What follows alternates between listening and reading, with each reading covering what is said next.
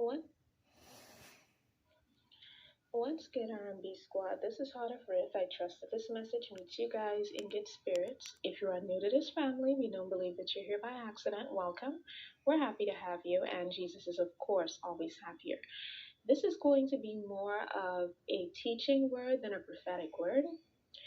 And it actually was inspired by God putting it on my heart to speak on it, and also by an email that I was sent by this young lady who was looking for some guidance. Now, I'm not going to say her name, obviously, for privacy reasons, but sis, you'll know who you are.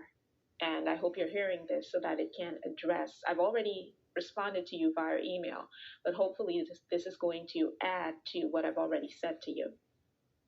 So the young lady said that she is a dreamer, that God speaks to her primarily through her dreams, and that she approached some of the people that she sees as mentors at her church, and she expressed this to them. And more than one of these people told her that she should ignore her dreams because dreams are not a valid way of God speaking with you, or they're not a valid way to confirm that God is speaking with you. And I was so taken aback by this. I was mad and I was taken aback because, first of all, how dare these people? These people are supposed to be mentors and elders in the church. So, first of all, how dare they invalidate this young woman's gift? And then the other thing is, how dare they spread false information about God? I mean, it's one thing to have an opinion. It's another thing to spread false information about God. If you're an elder at a church, you're a leader, you're in a leadership position, you ought to know that in the Bible, there is record of people whom God spoke with primarily through their dreams. And there were some very important messages that were conveyed via dreams, and I can use some examples.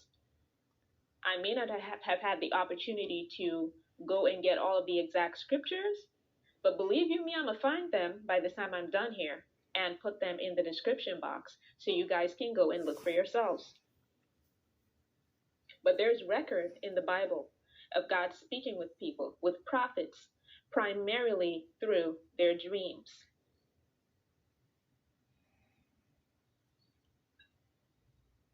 So I'm here to say that some of y'all are dreamers, you're seers, you see in the spirit, and you have dreams and you have visions. Some of you have only dreams, some of you have only visions, some of you have dreams and visions. Some of you can see and hear.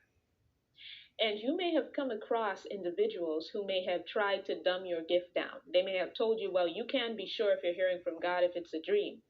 You can't be sure. How do you know that dream was from God? Let me tell you something. Let me tell you something. As you grow in your walk with the Lord, as you become closer to Him, and you offer that dream space of yours, you recognize the fact that you have a gift, and you dedicate your gift, your dream space, your visions to the Lord, there is going to come a point that the Lord is going to consecrate that dream space. He is going to consecrate those visions, and the enemy is not even going to have an opportunity to get in there. He's not even going to have an opportunity. So don't let nobody tell you, well, it might be that came from the devil. Nah, sis, nah, bro. After a while, your discernment is going to be so strong that you will know when the enemy is playing a trick and when the Lord sent you a word. You're going to know the difference. And when the enemy realizes he can't trick you that easily, he's not going to even try because he knows he can't. It's all about getting closer to God and allowing Him to refine your gift. I'm not saying the enemy is not going to try to mess with your visions, and he's not going to try to mess with your dreams. But it's a totally different ballgame when you tap into those dreams and those visions and you know that they are from God, and you know your gift is from God. Then it's not so easy for the enemy to fool you with his illusions.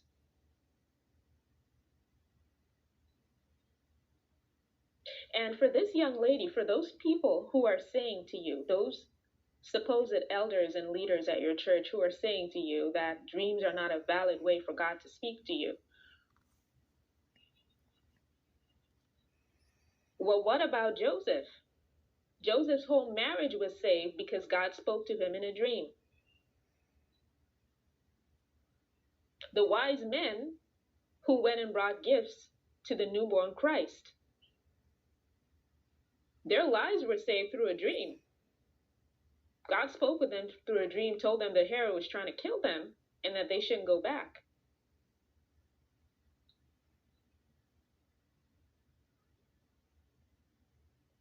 When there was about to be famine in Egypt, Pharaoh was warned through a dream.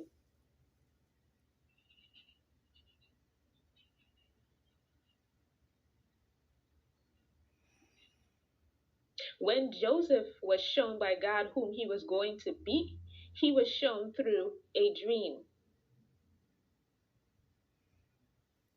Daniel the prophet, God spoke with Daniel primarily through his dreams. He was both a seer, a dreamer, and a dream interpreter.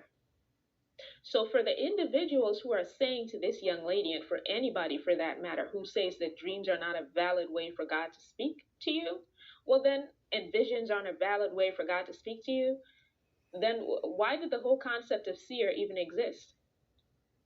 Why does the whole concept of being a seer and being able to see in the spirit even exist? The Bible says young men, old men will dream dreams and young men will have visions. Why does the Bible emphasize dreams and visions if these are not valid ways for God to speak with people?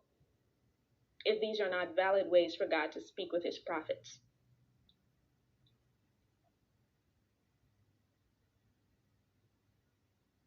And I'll share something of my personal experience with y'all. Those of you who can see in the spirit, those of you who are seers, and you know you're a seer because this is not something that started happening to you last night or last week. This is something that has been with you your whole life.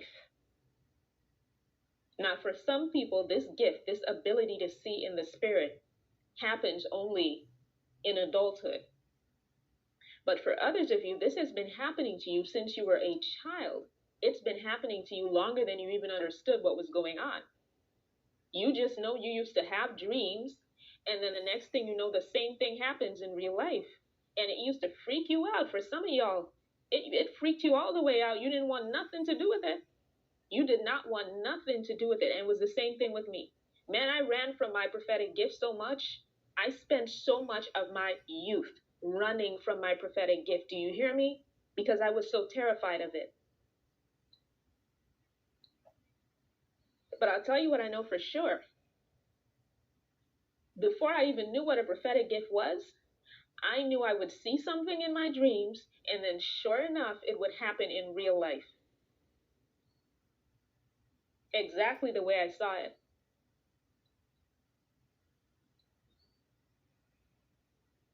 And back then, because I was younger and I wasn't very mature in my gift, the Lord used to show me a lot of things and allow me to take it at face value. So he'd show me exactly what it was. He would not use anything metaphorical.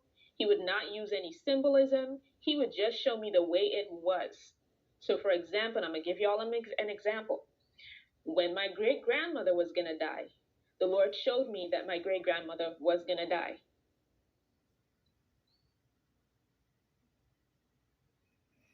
He didn't use no metaphors, no symbolism. He just showed me plain that my great-grandmother was going to die.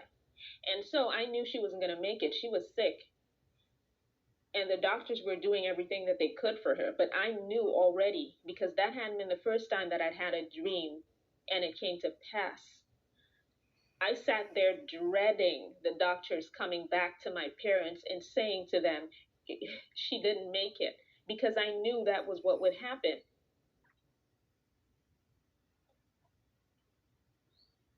And I'm sharing this with y'all. This is so personal, and I feel so vulnerable sharing this with y'all.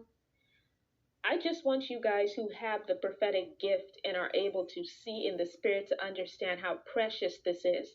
And don't let nobody who can't even they're not even sure if they're hearing right from God. They don't even hear right from God, but they're trying to tell you how to listen. Don't let anybody out here who isn't even hearing right from the Lord tell you how to listen. Don't let anybody tell you, oh, all you do is dream. Well, God can't talk to you through dreams. You can't be sure about dreams. Don't let nobody tell you that. And I know there are people that are going to disagree with me. That's fine. That is fine. You can disagree. But I'm speaking from my personal experience. And I'm drawing on record in the Bible of the Lord speaking to major prophets through dreams. And again, for those of you who get confused, you're a dreamer, you can see in the spirit, or you have visions, or both. You get a little confused sometimes. You wonder, is this from God or is this from the enemy? Keep trusting God. Keep getting closer to God. Eventually, you are going to know the difference.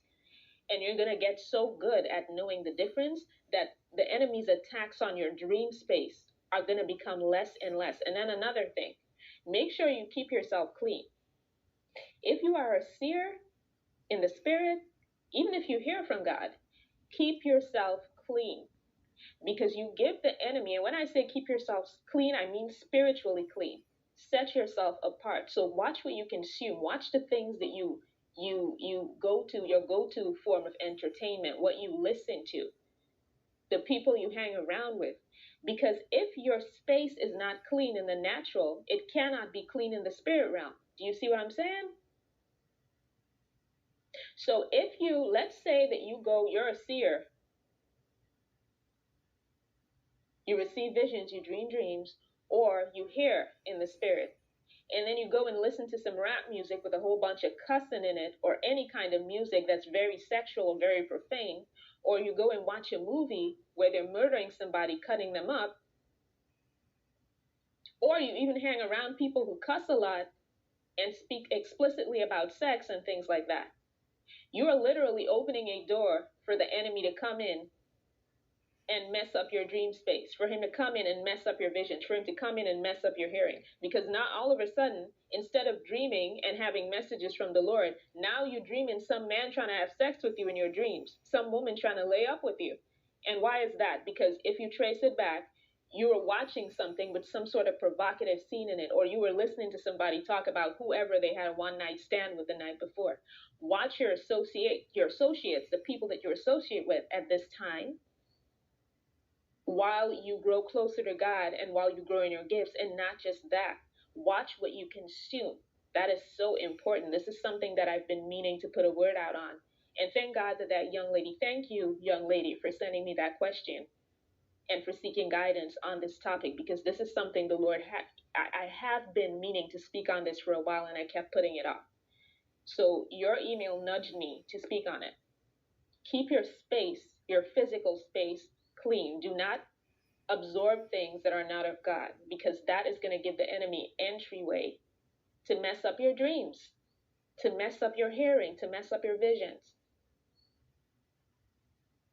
But as long as you're keeping yourself clean, as long as you dedicate your dream space and dedicate your visions and your hearing to the Lord, after a while, and trust me on this, I'm speaking from experience, after a while, the enemy is going to know he can't mess with you. He's going to know that if he tries, you're going to know the difference. He's going to know that if he tries to warp the messages, he tries to scramble the signals somehow and make you have some sort of dream or vision that is not of God, you are immediately going to know the difference. And because he knows that, he ain't going to try it with you that often. He still might try now and again, but not very often, because he knows he's not going to succeed. He only tries the same tricks on people whom he knows is going to work on.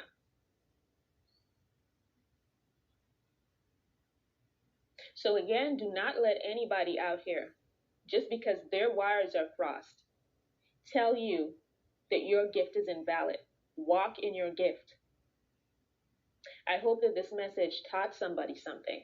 I love you guys. I will be back with another word as soon as the Lord releases me. Take care. Perfect. I love you.